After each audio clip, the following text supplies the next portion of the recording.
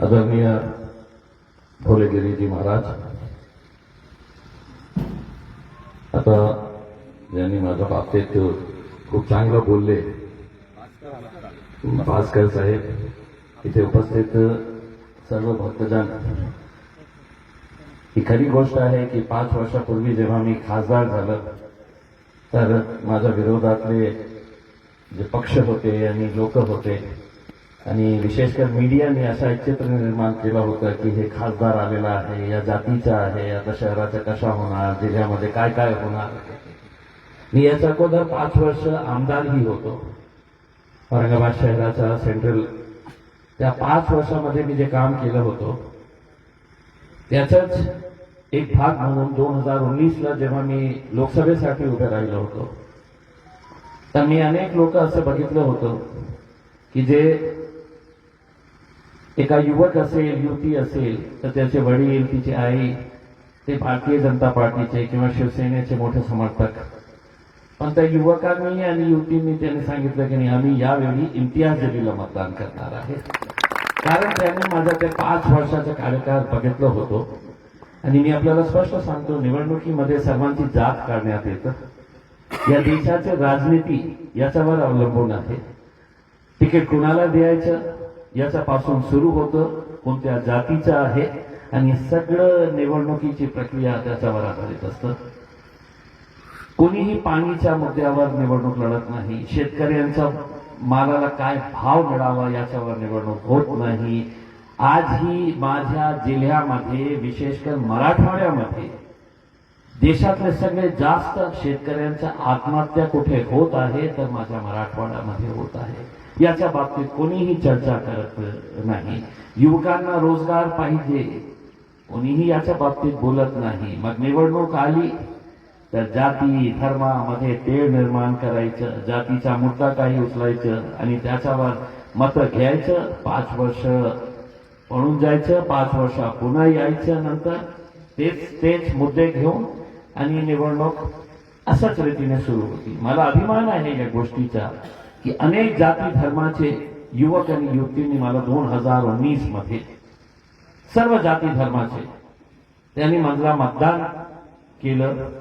आणि त्यांचा एक विश्वास होता माझ्यावर की तुम्ही दिल्ली गेल्यानंतर आमचे जे प्रश्न आहेत ते प्रश्न तुम्ही ते लोकसभामध्ये मांडतील. आजच्या काळात जिथे भारतीय जनता पार्टीचे 300 खासदार आहेत, त्यांच्या समोर बोलणं म्हणजे आणि त्यांची चेष्टा करणे, त्यांचं जे चूक आहे ते सांगणं म्हणजे ते आपल्याला तुरंत देशद्रोहीचं सर्टिफिकेट देतात की तुम्ही बोललं कशाला. शेतकरी मरत आहे तर मरू द्या, तुम्ही बोलतो कशाला.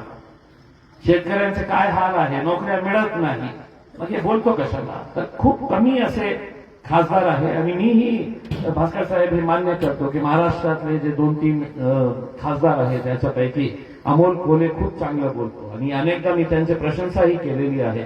सुप्रिया सुळे सुद्धा एक सिनियर मेंबर असल्यामुळे आणि त्यांच्या घराणेशाहीचं एक हे आहे की खूप त्यांचे वडील आणि त्यांचे सगळ्या घराणा जे आहे ते राजनीतीशी संबंध आहे. पण अमोल कोल्हे तसा नाही आहे आणि माझा तर अजिबात नाही. माझे वडील जे आहे ते खूप मोठे डॉक्टर होते, सिव्हिल सर्जन होते आणि आमच्या नातेवाईकांमध्ये दूर दूर तक कोणीही राजनीतीमध्ये नाही आहे. मग मी जेव्हा निर्णय घेतला 24 वर्षाचा पत्रकारितेनंतर, मी लोकमतला 12 वर्ष काम केलेलं होतं, अंग्रेजी दैनिक मी स्टार्ट सुरू केलं होतं आणि त्याच्यानंतर मी एका मोठा टेलिव्हिजन चॅनल NDTVशी संबंधित होतो. मी पश्चिम महाराष्ट्राचा प्रमुख होतो आणि एक दिवस माझ्या डोक्यात असं आलं की किती वर्ष आपण बातम्यांच्या मागे पडू, आपण स्वतः का बातमी होत नाही. आणि मी निर्णय घेतला की चला आपण राजनीतीमध्ये जाऊ. राजनीतीमध्ये आला, 28 दिवस होते, आमदार झाला. मग जेव्हा खासदारकीची निवडणूक झाली, सगळे लोक म्हणायचे की इथे खासदारकी जिंकणं म्हणजे सोपं नाही आहे, कारण हे शिवसेनेचा गळ आहे. 4 टाइम शिवसेनाचे MP इथे निवडून यायचं. कोणीही मला हे सांगायचं की म्हणजे, पण मी म्हटलं की 2च हे आहे पर्याय, एक तर मी जिंकणार, एक तर पराभव होणार, तिसरं काही नाही होऊ शकतं. मग का आपण मैदानात उतरू नये, बघू की मी 5 वर्ष चांगलं काम केलं असेल तर लोक माझ्यासोबत उभे राहतील नाही राहतील. आणि 2019 मध्ये मी खासदार झालो. आता या गोष्टीचा आपल्याला अभिमान व्हायला पाहिजे की देशामध्ये 543 खासदार आहेत. 543 मेंबर्स ऑफ पार्लमेंट आहेत. आणि सगळ्यात जास्त या सरकारला, मोदी सरकारला प्रश्न विचारला, देशात सगळ्यात जास्त कोणी प्रश्न विचारले असेल तर तुमचा खासदार इम्तियाज जलील यांनी विचारले. आणि तेच कारण आहे की आता सगळे लोक माझ्या मागे लागलेले आहेत की बाबा हे खूप आम्हाला त्रास देतो, खूप प्रश्न विचारतो, याला पाळायचे आहे. तर सगळे राजनैतिक पक्ष एकत्र आलेले आहेत. आणि जसे आमच्या बंधूंनी सांगितलेले आहे, मी मागच्या 10 वर्ष लोकप्रतिनिधी आहे. एकदा तरी दाखवा मला मी कोणत्या जातीचा धर्माचा मुद्दा निर्माण केला, बोललो कोणत्या जातीचा. मी आता येताना एका गावामध्ये, कोणतं गाव म्हणजे राम मंदिर बाहेगाव, तर तिथे खूप सारे ग्रामस्थ असे आले होते माझ्याकडे. आणि त्यांना असं वाटत होतं, खूप सारे 3-4 गाड्या भरून आले होते. आणि ते जेव्हा माझ्या ऑफिसमध्ये आले, मी त्यांना बसायला सांगितलं आणि त्यांना विचारलं की बोला बाबा काय काय. तर ते कोणीही बोलायला तयार नाही होते, एकमेकावर ढकलत होते. एक दुसऱ्यावर बघत होता की तुम्ही बोला ना. तर ते म्हणायचे तुम्ही बोला ना. तर मला असं वाटलं की काहीतरी त्यांना असं बोलायचे आहे की त्यांच्या मनामध्ये असं आहे की मी काम करतील किंवा नाही करतील. तर मी त्यांना हे केलं की काका बोला, मी तुमचाही खासदार आहे, सगळ्यांचा खासदार आहे. मी निवडून आल्यानंतर कोणत्या जातीचा, कोणत्या पक्षाचा खासदार नाही, सगळ्या जातीचा आणि सगळ्यांचा खासदार आहे मी. तर मी त्यांना हे समजून सांगितलं. मग एकाने सांगितलं की साहेब आमच्या गावामध्ये एक राम मंदिर आहे, त्याच्यासाठी आम्हाला सभागृह बांधलं. मी त्यांना तुरंत म्हटलं की काका हे जे पैसे खासदार निधी म्हणून मला मिळतं ते माझं स्वतःचं नाही आहे, हे तुमचे पैसे आहेत. तुम्ही सांगा मला किती सभागृह बांधायचे आहे ते मी बांधून देतो. आणि मला या गोष्टीचा आनंद आहे की त्यांना जी भीती होती की आपला राम मंदिरासाठी ते सभागृह ते खरोखर बांधणार आहे का, मी त्याच दिवशी माझ्या पीएला बोलवलं, पत्र सँक्शन केलं आणि त्याच्यासाठी फंड सँक्शन करून मी त्यांना शब्द दिले की मी 3 महिन्यामध्ये तुमचा सभागृह तयार करून देणार आहे. आणि ते केलं.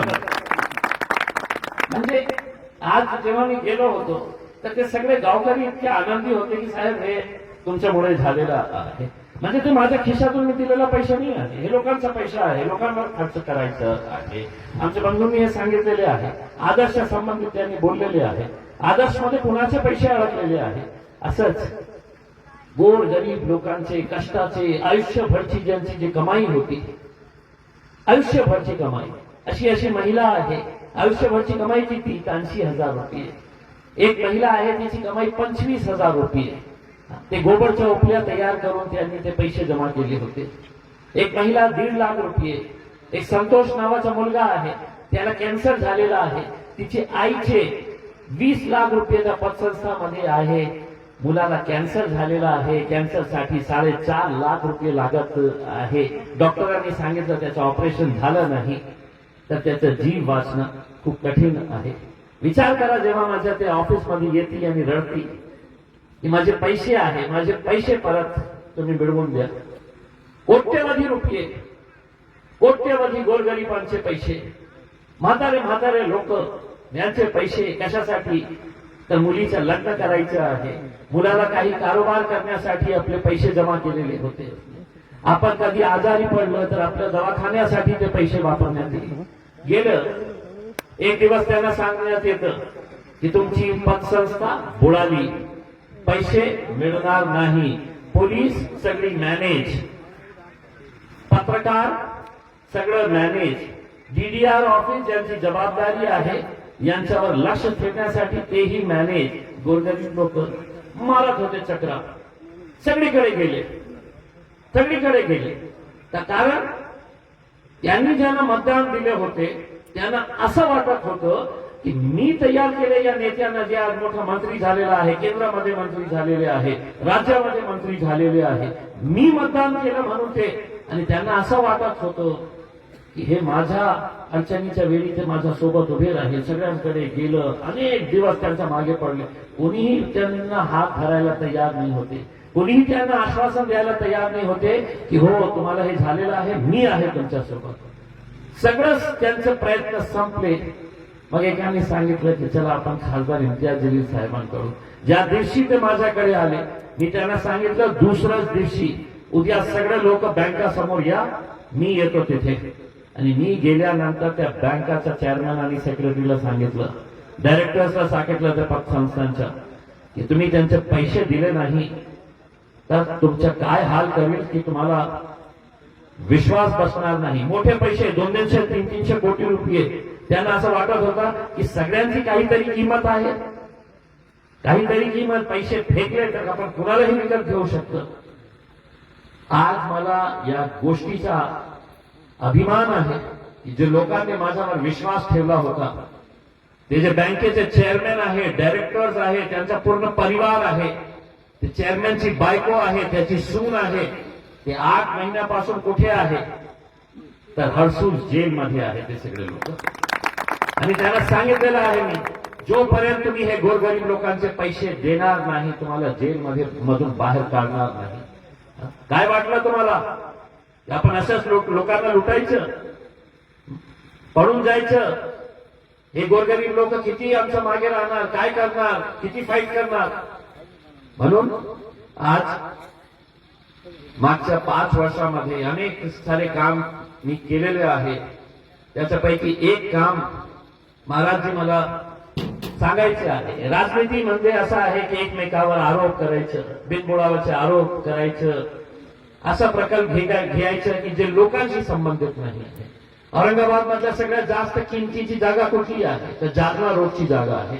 सगळ्यात जास्त किंमत जागेची कुठे असेल शहरामध्ये तर ते जालना रोड आहे, कारण त्याची कमर्शियल व्हॅल्यू आहे. 200 बेडचं हॉस्पिटल केंद्र सरकारकडून आणलं, सरकारी हॉस्पिटल 200 बेडचं, 200 खाटांचं हॉस्पिटल. सरकारला पत्र लिहिले, प्रशासनाला पत्र लिहिले की त्याच्यासाठी जागा पाहिजे. 7 एकर जागा मिळत नाही होती. इतकी मोठी फाईल झाली होती. कलेक्टर यांना पत्र लिहितो, तहसीलदार साहेब तलाठींना पत्र लिहितो, तलाठी सिव्हिल सर्जनला पत्र लिहितो, इतकी मोठी फाईल झाली होती. तर त्याच काळात मला कळाले की तुम्ही हॉस्पिटलला जागा देत नाही आणि तीच जालना रोडची जागा तुम्ही एका महाराष्ट्राचे लोकनेते, राजनैतिक पक्ष वेगळा असू शकतो पण तरी सुद्धा आपण वेगवेगळ्या राजनैतिक पक्षात असून सुद्धा आपण मित्र होऊ शकतो. मी गोपीनाथ मुंडे साहेबांच्या बाबतीत बोलतो. लोकनेते होते खऱ्या अर्थाने, सगळ्या जाती धर्माचे लोक त्यांना मानणारे होते. मीही माझेही त्याकडे संबंध होते. त्यांच्या स्मारकासाठी 7 एकर जागा देण्यात आली होती त्या जालना रोडवर. मी विरोध केला. मी म्हटलं की नाही, माझ्या शहराला स्मारकाची गरज नाही आहे, हॉस्पिटलची गरज आहे. कोणीही ऐकायला तयार नाही होते. कोणीही विधानसभेमध्ये मुद्दा उपस्थित केला, कोणी ऐकायला तयार नाही. डीपीडीसी मध्ये केला, कोणी ऐकायला तयार नाही. त्यांना असं वाटत होते मी वेगळ्या पक्षात आहे म्हणून मी विरोध करत आहे. मी कोर्टात गेले, जनहित याचिका फाईल केली, स्वतः PIL हायकोर्टमध्ये फाईल केला आणि कोर्टाला हे पटवून दिलं की हे जागा जे आहे त्याचा वापर हॉस्पिटलसाठी व्हावा, कुणाच्या स्मारकासाठी नाही. हॉस्पिटलनेही त्याची हायकोर्टाने त्याची गंभीर दखल घेतली आणि महाराज आपल्या आशीर्वादामुळे मला या गोष्टीचा अभिमान आहे. जिथे एका नेत्याचं स्मारक उभे राहणार होते तिथे आज 400 बेडच्या सरकारी हॉस्पिटलचं काम सुरू आहे. 400 बेडचं, 400 खाटांचं हॉस्पिटलचं काम सुरू आहे. पुन्हा संधी मिळाली खासदार राहण्याची तर ऑक्टोबर 2025 मध्ये त्या हॉस्पिटलचं उद्घाटन आम्ही करू. आणि फक्त विरोध करायचं होतं म्हणून विरोध केला नाही. ते हॉस्पिटलचं काम जेव्हा सुरू झालं तर मुख्यमंत्र्यांना पत्र लिहिले. मी मुख्यमंत्र्यांना पत्र लिहिले, या जागेला तुम्ही दिलं होतं स्मारकासाठी, आता तिथे आम्ही एक हॉस्पिटल बांधत आहे. आता त्या हॉस्पिटलचं नाव तुम्ही गोपीनाथ मुंडे साहेबांच्या नावाने ठेवा. मी पत्र लिहिले गोपीनाथ मुंडे साहेब. नाहीतर काय आहे राजनीती म्हणजे कोणीही मी विरोध केला म्हणजे मला इतकं शिव्या यायचं भास्कर साहेब. परलीहून, बीडहून रात्री 2-2 वाजता फोन करायचे ते त्यांचे फॉलोअर्स, त्यांचे जे मानणारे आहे ना, काले तुला मस्ती आली का, कशाला विरोध करतो. पण आज तेच लोक जेव्हा हॉस्पिटलचं काम सुरू झालं आणि मी पत्र लिहिलं मुख्यमंत्र्यांना की या हॉस्पिटलचं नाव गोपीनाथ मुंडे साहेबा, ते सगळे युवक माझ्याकडे आले मोठा फुलांचा गुच्छा घेऊन मला सत्कार करायला. आणि एकाने मला सांगितलं, सर एक गोष्ट बोलू. मी मला बोल. तर मी रात्री 2 वाजता तुम्हाला फोन केलं होतं आणि तुम्हाला खूप शिव्या देत होते जेव्हा तुम्ही याचा विरोध करत होतो. आता मी तुमचा पत्र बघितल्यानंतर मला कळालं साहेब की तुम्ही चांगलं काम करत आहे जिल्ह्यासाठी. तर राजनीतीमध्ये काहीतरी नियम असायला पाहिजे, काहीतरी नीती असायला पाहिजे. नाहीतर आज कोणकोणते लोक उभे आहेत. एक क्लब चालवणारा माणूस आहे, क्लब चालवतो. थिएटरमध्ये तिकीट ब्लॅक मध्ये विकणारा कॅन्डिडेट आहे, खासदार व्हायचा आहे. एक कॅन्डिडेट असा आहे की ज्याने थोडासा काळामध्ये आमच्या शहरामध्ये खूप सारे दारूची दुकाने उघडलेली आहेत. खूप सारे दारूची दुकानं, 17 दारूचे दुकाने आहे भास्कर. 17 दारूचे दुकाने. आणि तुमच्या समोर ते पुन्हा येणार की मला मतदान करा, मला मतदान करा. मला देशाचा जे सगळं मोठा जे टेम्पल ऑफ डेमोक्रेसी ज्याला म्हणतं, लोकशाहीचं मंदिर आपण ज्याला म्हणतं, तिथे त्यांना जाऊन बसायचं आहे की ते 17 दारूच्या दुकानाचा आकडा आम्ही 170 वर कशा घेऊन जाऊ. याच्या बाबतीत आपल्याला विचार करण्याची आवश्यकता आहे. महिलांना विचार करण्याची आवश्यकता आहे. नाहीतर निवडणूक आली, माझी जातीचा आहे, आपल्या जातीचा आहे रे बाबा, आपल्याला मतदान करायचे तिला, कशी असू द्या, 4थी पास, 6वी पास, 8वी पास, असं कसं होणार देशाचं मत. काहीतरी विचार करण्याची आवश्यकता आहे. मी आज आपल्याला स्पष्टपणे बोलायला आलेला आहे.